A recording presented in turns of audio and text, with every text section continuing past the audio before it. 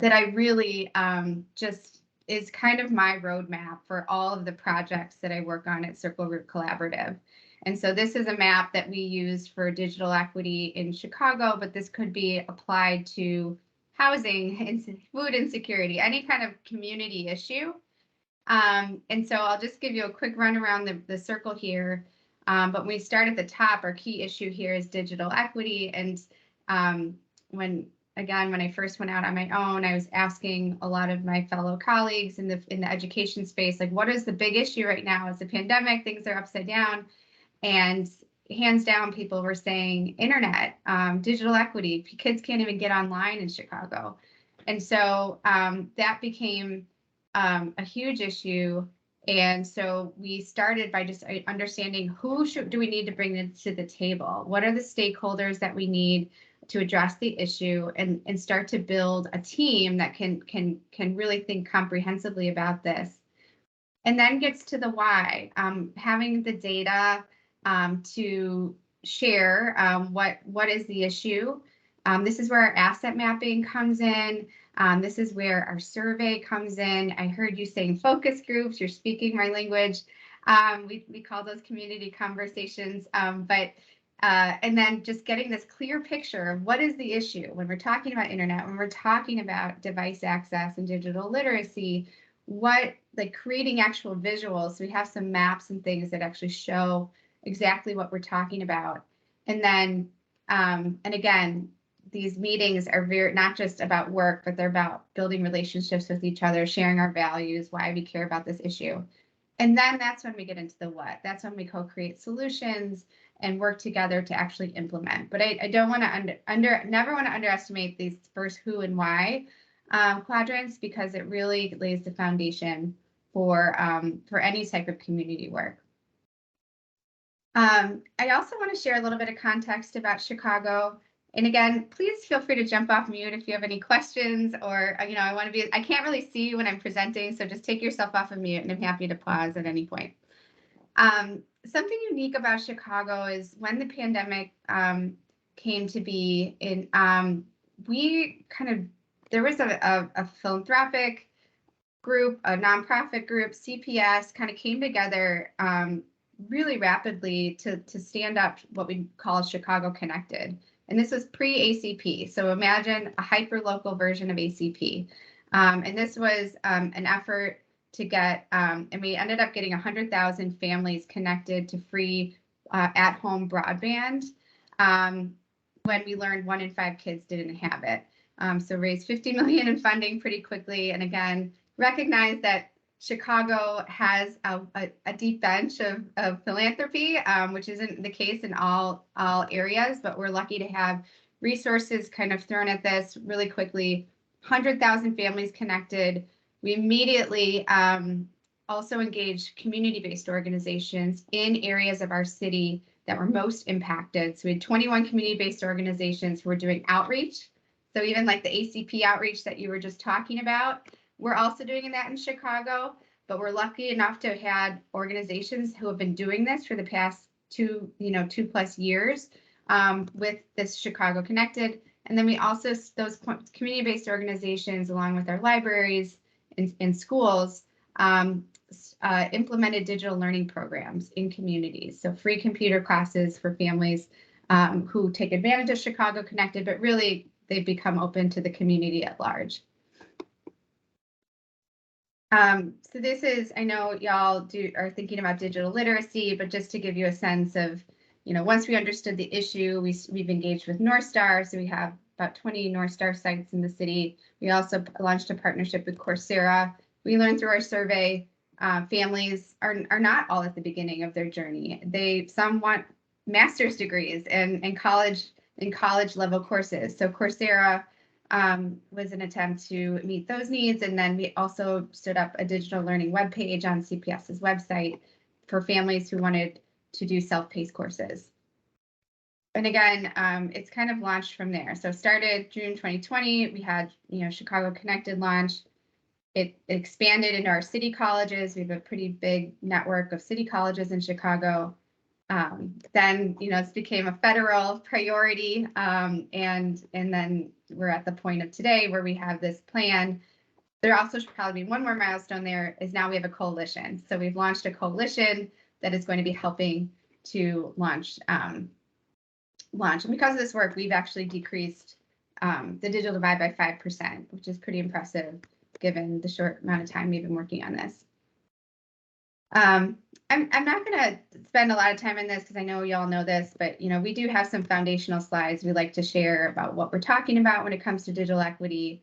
This is also just, again, to making it really plain what the issue is. We have this map that shows the disparity in Chicago, which there's this saying in Chicago, you've seen one heat map, you've seen them all. Our south and west sides tend to be the least resourced in underserved areas. And so that's where we wanted to make sure we're driving a lot of our resources. All right, and then so the process. So we've and then I'll get to the asset mapping. But we launched. This is our 6-month process to get to the plan. So we have 3 phases. We launched a guiding team, which you can see in the plan. You'll see a tremendous group of people. We had about 20 or so folks who went on this journey with us to go into communities, understand the issue through a survey, through community conversations, launched an asset map, and created these things together. So this is just one of the pictures of our group working together. Lots of roundtable conversations. We heard from communities. This is one of our community conversations that on our southwest side, and really just hearing from communities impacted. Again, some other visuals of these sorts of events that were really well attended and wonderfully done. I will say we paid people to attend these. I'm a big proponent of paying people for their time. We also gave our guiding team members stipends to be a part of this. So this just gives you a visual of where we had our community conversations. And again, we never just went in and parachuted in with an event. We partnered with an organization already in the community to host it, given they know the community best and are best able to engage people. And I will say, almost all these people are part of our asset map and are part of our coalition now. So that initial groundwork really created buy-in. All right, these are some of our survey findings. I'm not going to go into detail here, but we do have a bunch of slides that outline the findings of our survey, and we've kind of went back to the public to share those in addition to our plan. So this is all basically visuals from the plan. So you all have this in your plan. But I think it is important to note that we not only did this engagement, but we had a way to bring it back, to share back with the community and put in our plan so that everyone knows this is truly aligned with what we heard from the community. All right, and again, happy to pause there before I dive into the asset mapping. If anyone has any questions about the plan or how we got to the plan, I'm happy to just pause for a second.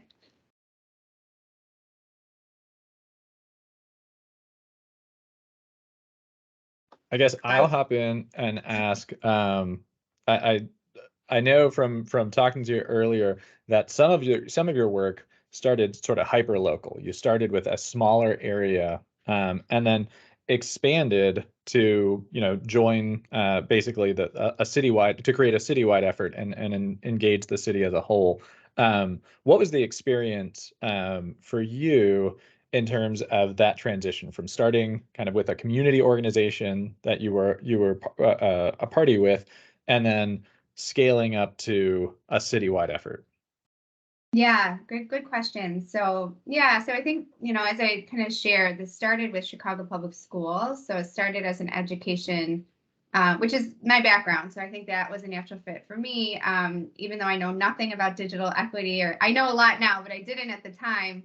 But I do have these skills around engagement. And so so Kids First Chicago was the nonprofit, who again was an education nonprofit, and they became kind of the backbone organization for Chicago Connected. So kind of the worker bees to make a lot of this go. And so that was, who I was working the most closely with. But again, it was really a collaborative effort with the district and with the city and with the ISPs. So once Chicago Connected kind of got up and running, the mayor's office created a position, and it started as a fellow, like a digital equity fellow, and then it is now an established director of digital equity in the mayor's office. So she became, obviously, she was very involved in Chicago Connected, but realized we need a citywide plan beyond. There's seniors, there's people, there's returning adults, returning citizens, there's people with disabilities, there's all kinds of community group members that are not CPS that need to be served. And so that's when the city kind of jumped in with this engagement effort, and they saw what we did in Chicago Connected and this approach, and I think really wanted to scale that. I'll also say now working with the county. So Chicago is in with Cook County, and now we're focusing on the Cook County suburbs, so the suburbs outside of Chicago. Talk about inequities, like there's a lot of, it's going to be a more challenging project because there's so many different little fiefdoms, and it's not like there's one school district and one library system. There's a lot of different ones. So it's a little bit of a different flavor, but, kind of growing this to the county level. And then also the state is embarking on their listening and engagement for their plan. So we're all trying to work together to have something cohesive, but as these opportunities come down, like the ACP grant, for example, I know y'all are taking advantage of that. Like the city was all on that, and we had this ecosystem of people and organizations who are ready to jump on it. And so we're able to kind of stand something up pretty quickly. That's awesome. Mike? Great presentation. Really appreciate you joining us today. Exciting work up in Chicago. My question is around the contracting or any work you had to do to prepare the ISPs to come in and quickly deploy internet to the homes. Was there contracts with each ISP? Did they apply for a grant? How did that occur? Because that's a sustainability type thing. You know, what happens when the money goes away, when ACP ends or however? I know, and we're all like so scared about that moment, and I hope it never comes. But we've actually talked about, we still have Chicago Connected.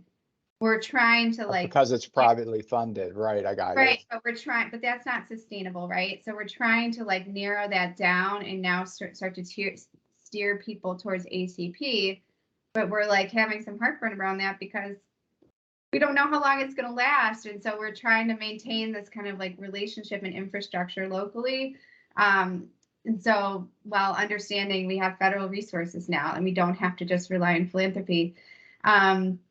It's a great question. And I honestly, Michael, I can't speak to the detail of it because that wasn't really my wheelhouse, but I do know there was a lot of conversation and there was contracts with Comcast, RCN, and then T-Mobile provided the hotspots for those households that for whatever reason couldn't be connected, right. Whether the student was housing insecure or it was what they call non-traditional dwelling, which, as you know, we have a lot of intergenerational houses and people living in attics, basements, etc. So those were the three main providers, and then depending on where they were in the city, that was who we worked with.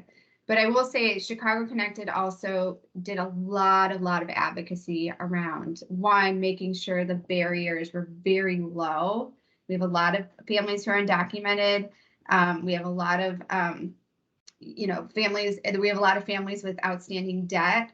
And so we wanted to make sure that those two things wouldn't be barriers. And so I think that Chicago Connected's consumer protection actually is like much stronger than ACP. And ACP is actually good too, but better than how it used to be, where so no Social Security, none of that. But if you want like the inner workings of how like the contracts were, I'd have to get back to you. Another thing to note too, like we have Friday community-based CBO calls. And for a long time, we were inviting the ISPs there. And that was really powerful because they heard directly from our community-based organizations who were having phone calls with families around what the issues were. Non-traditional dwellings was a big thing. Language access, customer service reps not knowing what Chicago Connected was and then duping them into something else that cost more money. So there was a lot of that, and we created this whole mechanism to like surface issues, which I think helped kind of make it a little bit stronger and more trustworthy. Yeah, sounds great. Good learning. Thank you. Yeah. Yeah, that was perfect. Thank you. Let's move into asset mapping again. Okay, asset mapping. I love asset mapping. I've done this in a variety of different contexts, and it's just so important. In a few ways, I think it's important. One, it's a way to kind of take inventory and create a picture of the resources that are currently available. It also helps to create this healthy ecosystem around an issue, in this case, digital equity, and draw connections and create partnerships, avoids duplicating efforts or wasting resources. And we were also especially interested in building on the strengths of populations and communities historically disconnected. We find that our communities who are least connected are also the most resilient, and find ways to kind of, we through this process, for example, we learned that there's like churches who stood up their own kind of network and community-based network, and we would not have known that if we didn't embark on this sort of process. And then again, a lot of the folks who are a part of our asset map are now a part of our coalition. And to me, it's one thing is the map, but then, as I always say, it's about the process of this inventory and also the relationships that come of it. So this is how we did it. We, as a guiding team, again, that guiding team which represented the system, we created, I've done this virtually. We also had like a big kind of lots of chart paper where we thought about in our area, private sector, public sector, and civic sector. Civic sector being labor unions, PTOs, parent groups, like different, more civically community-based entities. And then just did a massive brainstorm of like, who are all of the, we also had somewhat of a matrix around internet devices and digital literacy, but we found like a lot of that kind of rolled into one. So we did, just this exercise of getting all of our collective knowledge out there. And then we launched a 4-week campaign to get our assets to complete basically a simple Google form. And this is what it looks like. I'm happy to pull it up for you. But we wanted folks to, for themselves, kind of participate in this process. And then our guiding team was very helpful in getting the word out. So again, this campaign, we treated it like a campaign. We had even like a toolkit for a guiding team to send emails, text messages. We may even had some social media through the city to say, are you involved in this issue? Take 5 minutes to fill out this form.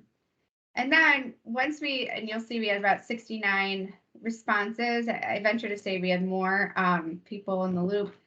And then we included, we included all of our resources and assets in a page of our, I'm sure it's somewhere in here, and a page of our plan. So they're actually, recognized in our plan.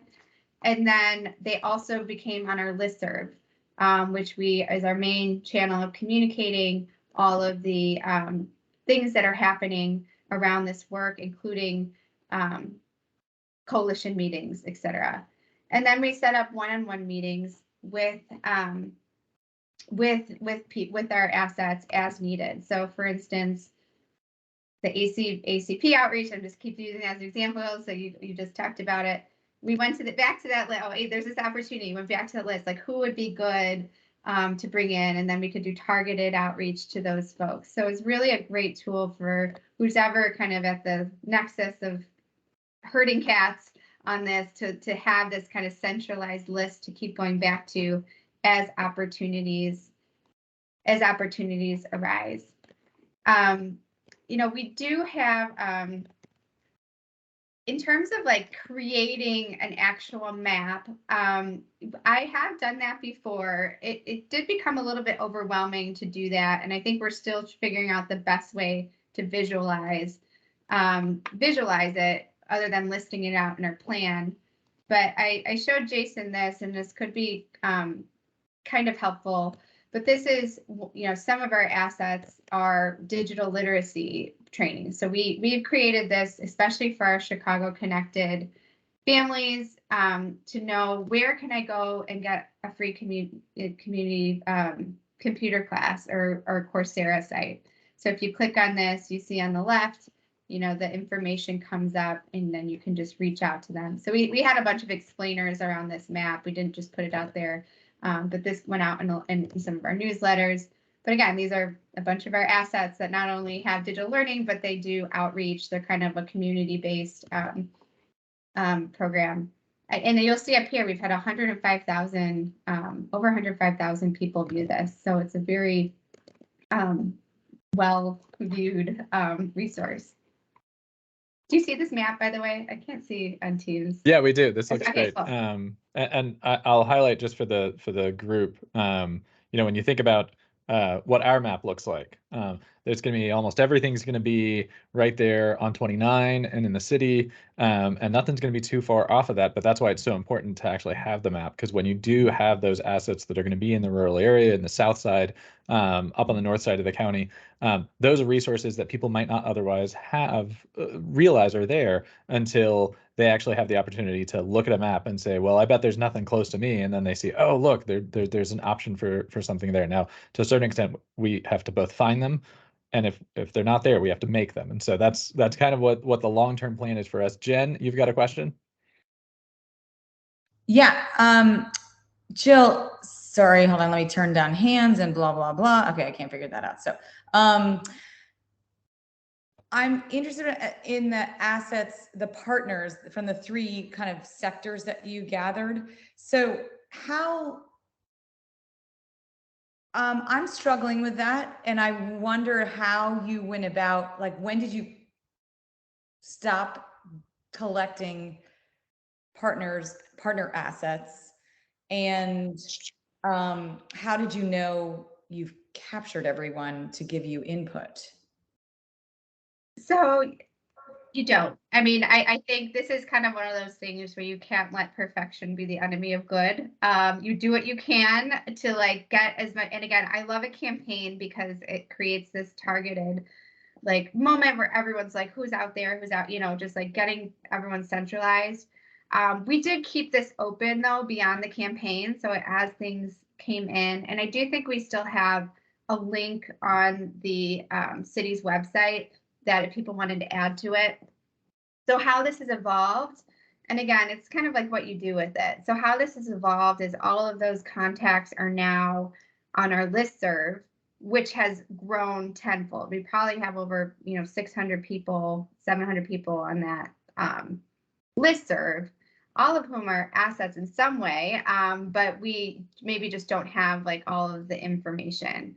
So I mean, this is really community organizing. Like this is really like a way, it's a tool to kind of get a picture of it. But I think an asset map is also something that should be revisited probably annually, if not more, so that there can be more kind of opportunities to refresh it, especially as people and organizations come in and out. This is a growing ecosystem, it's not like education has been here forever. Like it's digital equity, it's different, it's new funding. So I would recommend like refreshing it and bringing new fresh faces into the fold using this. Does that answer your question? Yeah, I think your perfection note is well taken, and the politics of the people who feel left out after all the campaign and the notification and kind of not feeling bad, just bring them into the fold and revise the map and, just is what I'm hearing. So that's great. I'm just glad. Thank you. Yes. Very helpful. Yeah. I mean, that's kind of like the door's never closed, right? Like, I just feel like it's, like you're just constantly bringing, especially, you know, you all are part of this coalition. It's just like, oh, you know, you meet someone else, come join, you know, like let's just keep growing. So I would use this as a tool, but not like the be all end all. You know, if you're not on the asset maps, you're dead to us. It's like that's not it. And for those of you that don't have your annotated and notes in the margin Chicago digital equity plan in front of you, I just wanted to read a couple of the assets that they list, because I think you'll find some of this familiar. There's the Chicago Housing Authority, the Chicago Public Library. I saw here the Lawndale Christian Health Center, Hope Technology and Education Center, CompuDopt, Community Builders, Oak Shores.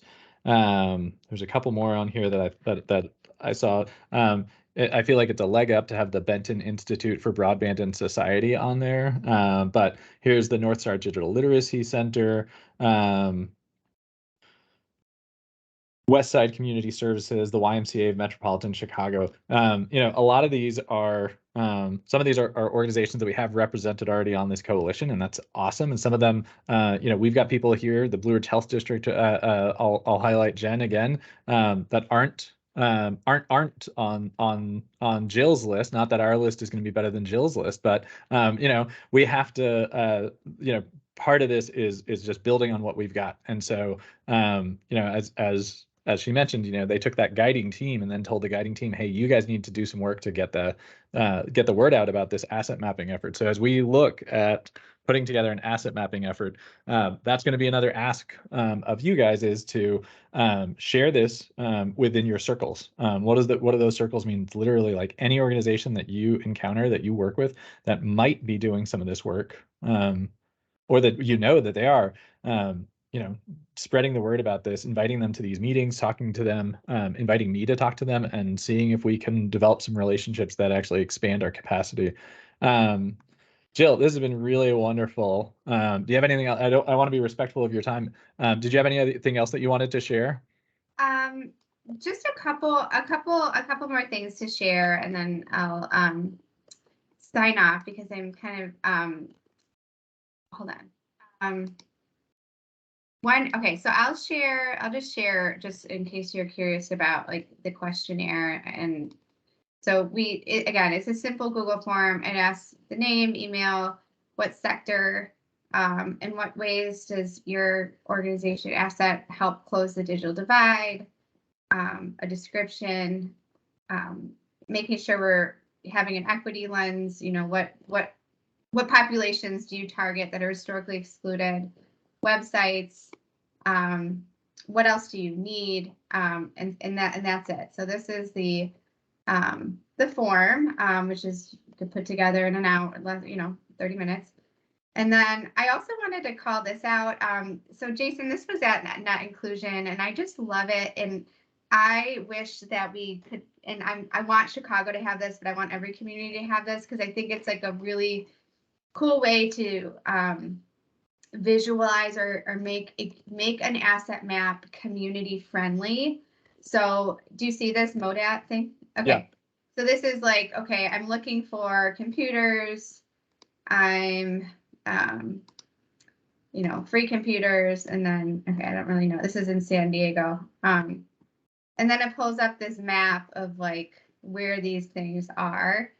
And so I reached out to these people because I'm like, this is brilliant and it's so simple and so easy. And I would love to like you take our asset map and make it something that's really friendly for community members.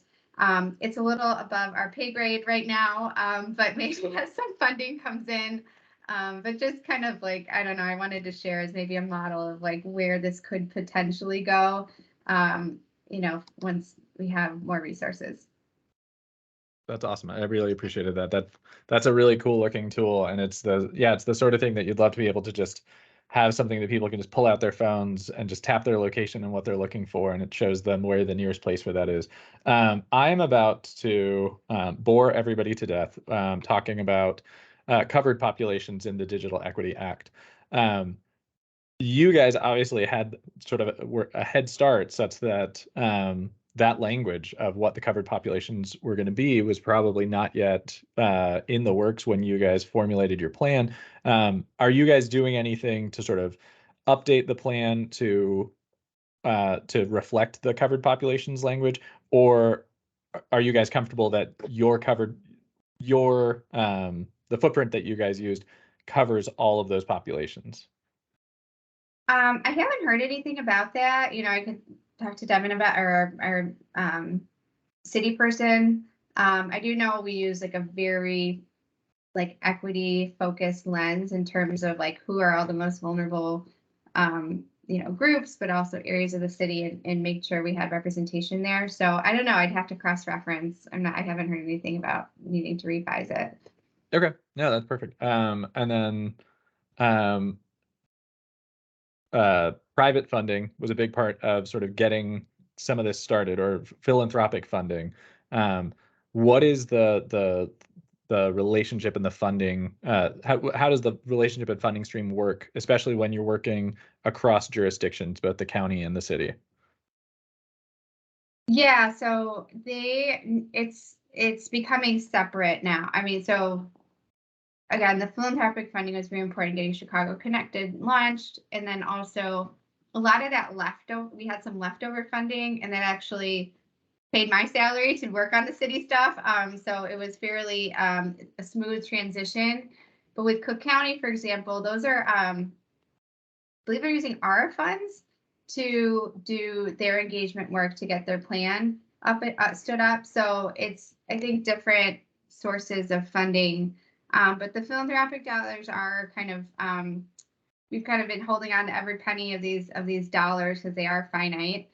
We don't have any source that's like in perpetuity wants to do this. And so we are, we're using the funding, we're calling it bridge funding, until the federal funding comes through at the beginning of next year, right? Or end of this year.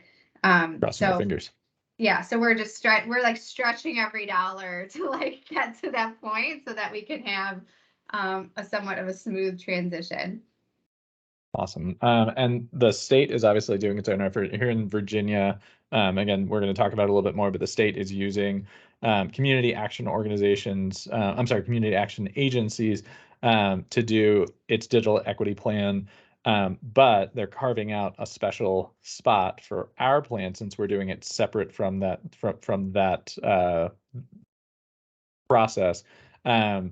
How is the relationship between you all and the state planning efforts? Yeah, I mean, it's definitely like a very collaborative one. I think the city was definitely ahead of its time, I think, in doing all this work. And so the state is kind of in the midst of it right now, like, but they're they're partnering with a lot of organizations in Chicago to kind of replicate what we've done and then replicate it outside of Chicago. So I do think the city, in terms of all of the government entities in our state, is kind of been leading the way. And then now it's the county and the state are kind of following suit. So yeah, so I engage with them a lot just to like share what we learned, share like our approach and how we you know, they're also comprised of a lot of like pro bono consultants. So they have like Deloitte, I think that's kind of where, you know, so I think they're kind of, there's a lot of more pro bono resources on that project. But yeah, but it's very collaborative. I will also say we have a new mayor coming in, which may have hit the headlines over in your parts, I don't know. But it's a new mayor that is much more tight with the county.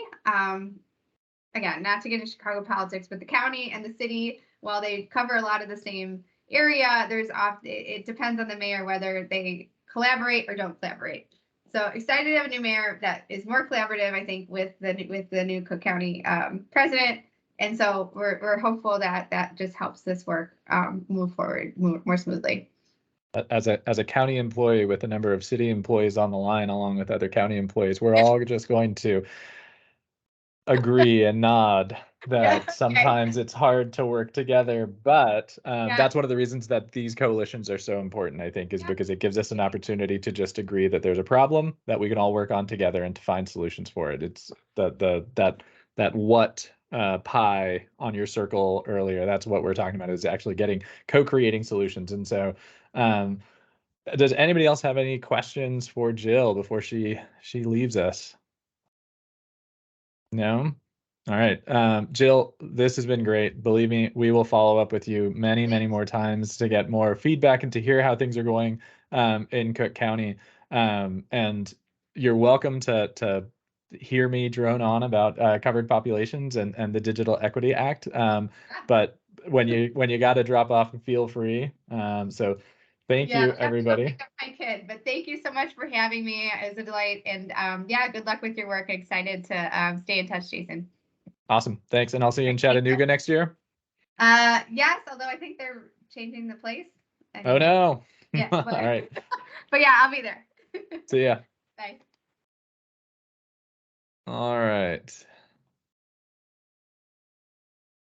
And like I promised, something really dry and boring to follow all of that excitement and all of Jill's passion and enthusiasm for digital equity. And before we actually dip into this, because we're going to talk a little bit about CAAs, I wanted to introduce everybody. And I don't know if Peggy, if you don't want to come on, that's fine. If you want to just say something in the chat, Peggy Hobbs is one of. I want to make sure that I'm identifying you properly, Peggy. You were with People Inc., is that right? Oh. I am actually with Skyline Cap. We are Skyline partnering Cap. with People Inc. on this project. So we've talked, we had Chandler and Cole a few months ago from the DHCD broadband office to talk about their plans for setting up a digital equity plan, and they showed us that nice map that told us some important things. One, that they're going to be including us in the county and the city in the digital equity plan through our work. Also tipped us off that Alexandria and Arlington were also doing their own digital equity plan, which is what set us up to have a conversation with last month Computer Corps, who is going to be doing that work in Alexandria and Arlington. And yesterday I had a chance to meet with Peggy and Brandy from Skyline Cap and from People Inc. They're in charge of doing the digital equity plan for us, as well as some neighboring counties, primarily to the north and a little bit to the east. And we also met with the team from SURCAP, which is another community action agency that is doing the planning for the counties to the south of us. And just to give you guys a sense of scale, when I say that they're doing the county south of us, these are a lot of counties. The SURCAP group is doing basically south side all the way up to Nelson County. And then Skyline Cap and People Inc. are basically doing near Northern Virginia and then all the way down to Southwestern Virginia. So this is a lot for them to chew on. I feel very fortunate that they're working hard at this, and feel very fortunate that we're working with a much smaller geography. 726 square miles sounds daunting until you talk about the square mileage that they're going to be covering. But I wanted to talk about the Digital Equity Act, where we are in that process. And then I wanted to focus in on covered populations. And this is going to be a really important aspect as we get closer and closer to doing some writing. So the Digital Equity Act was proposed originally, I believe, in 2019. So it's actually been around for a while, has been revised several times, and was included in the bipartisan infrastructure law that passed, and that also gave birth to the Broadband Equity and Access and Deployment program. And so these are kind of paired programs that are intended to have a relationship together. States that want to have access to BEAD funding have to prepare a digital equity plan. And that has to be, it's a 5-year plan. And it has to, the projects that get funded through BEAD and the projects that get funded through the act, they have to have a relationship together. They have to sort of exist on a spectrum. So the first part of the Digital Equity Act is the State Digital Equity Planning Grant. This has already been awarded. It was awarded by basically an equation. So Virginia received 1.22 million. I believe they actually have an additional funding to kind of cover a little bit more than just that 1.22 million. And as Chandler and Cole told us, they're leveraging CAAs to develop the digital equity plan. So the CAAs work to do all of that engagement and asset mapping on a regional basis, not on any regional lines that any of us would recognize, but on a regional basis. And then all of that gets fed into an overall state plan. The Digital Equity Capacity Building Grant Program, another mouthful, is a $1.4 billion program, which is going to provide funding to the states to implement the digital equity plan that they create. Now, when I first read that, my first thought was like, oh, so this is going to be the state money that the state gets to use. But it occurred to me, that's not how Virginia has done things. Typically, the way that it works is that funding, whatever amount of money that they get for Digital Equity Act work, that funding then gets trickled down to localities or to community organizations based on the plan. So since it's directly based on the plan, it's really important that as we come up with solutions for our community, that we make sure those solutions end up in the state plan. Because if they're not in the state plan, that's something that the state won't really have a path for funding. So one of the reasons that I want to make sure that we're doing this and that we're doing a great job and that we're trying to work as closely as we can with the state is because I want to make sure the state plan reflects what is going to also be best for our area. And I know that that's the goal for People Inc. and for SERCAP and for Skyline Cap is to do this work so that way the needs for those communities are going to be reflected in the state plan and thus eligible for that capacity building grant. A little further down is the Digital Equity Competitive Grant Program. This is then open to localities and community organizations. And this is going to be not tied to the plan, although obviously being in alignment with a state plan is a good indicator. But this is going to be a competitive national program. It's, I believe, 1.25 billion. And it's going to be something that our coalition, Albemarle County, the city, or any of these community organizations that have joined us, all can actually try to tap into. And again, this is all for digital equity work. Those programs are going to be more fleshed out in the next year or so as some of these state plans come online. For the state digital equity plan, Peggy and Brandy and the team from SERCAP all got the news that they have until August 1st, basically, to complete their work and submit their reports to the state. That is a really tight timeline. When you consider what Jill just told us, that they had 6 months to produce a report for all of Chicago, and that sounds really daunting. This team's going to be doing all of those counties over the next few months, and so I'm offering again, I'm extending any support that we can as the county to support your all's work, and so I'm just putting that out there because that they're going to be doing a lot of work. That said, we also want to be on a similar timeline, not necessarily for our whole plan. We're obviously going to get a lot of information on May 9th. That's going to be really helpful, and we're going to have a lot of work to do before we even have a draft. But I love to have at least a draft of what our co-created solutions are going to be, what is lacking in our area that we need funding and we need support for, so that way we can make sure that those items are included in the earliest drafts of the state plan. As we're considering those things and as we're considering more of our work, the Digital Equity Act identifies covered populations. So that is what populations are actually the target for Digital Equity Act work. And they enumerated them in a really helpful way. That I hope doesn't leave anything ambiguous. But if you look at that list, you'll see a lot of it is just overlapping. And it is encouraging to me because it means that there's not going to be a pocket where you're not going to be able to find a way to ensure that somebody that's in need in our community doesn't get included because the target populations just weren't structured right. So just starting from the top, households with income at or below 150% of the poverty line. That's lower than some of the other programs that are out there. That's lower than the 200% for ACP. And so it's narrower than some of the other programs. But I think when you look at the others, you'll realize that the door is still open for a lot of those households that maybe fall above 150%, but have other factors that make them a key target.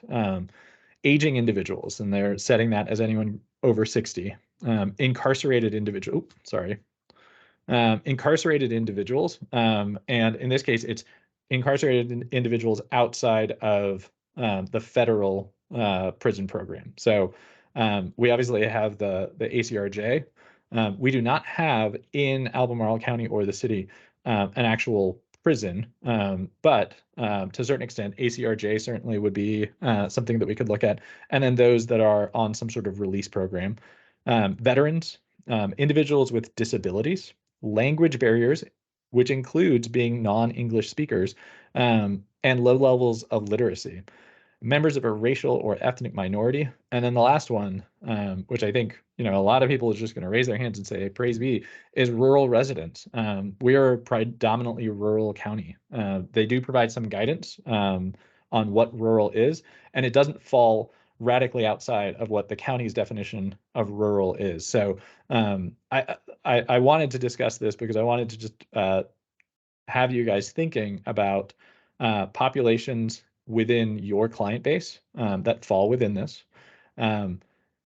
And especially to be thinking about populations that aren't currently represented by somebody on this coalition, and how we can find ways to attach to them. So I'm sorry, I skipped veterans on that list. I can check one more time. We don't have any veterans groups represented here.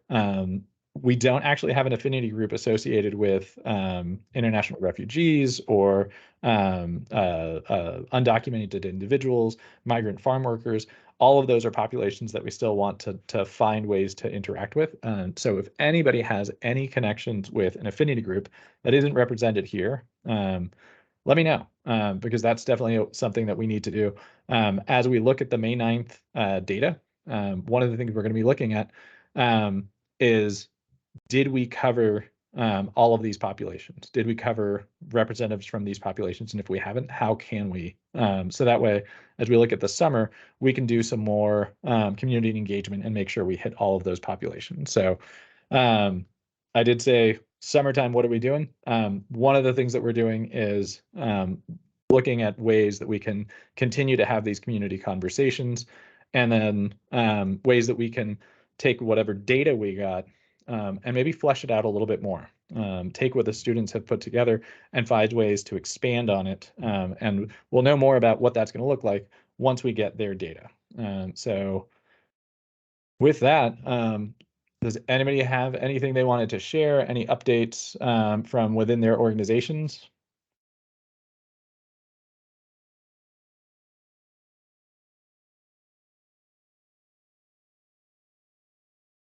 Nothing. All right. Well, I guess I'm going to let everybody out a little bit early. Thank you all for joining, and we will see you all next month. And thanks so much for joining, Peggy. I will talk to Brandy and company and talk about ways that we can work with you guys next month to sort of let our stakeholders be a part of your effort, and then also make sure that we have a solution for having all the stakeholders that are outside of our area potentially still use that date and that platform as a way for you guys to do some of that engagement that you really need to do. So yeah, we'll definitely be in touch on that. But Mike, you got it? No worries. Yeah, that's great. There's, everyone's left, but it's almost, when's our next meeting? It's not until after the listening sessions. Yep, it's May So- 25th. Yeah, we should probably send something out to this whole group and have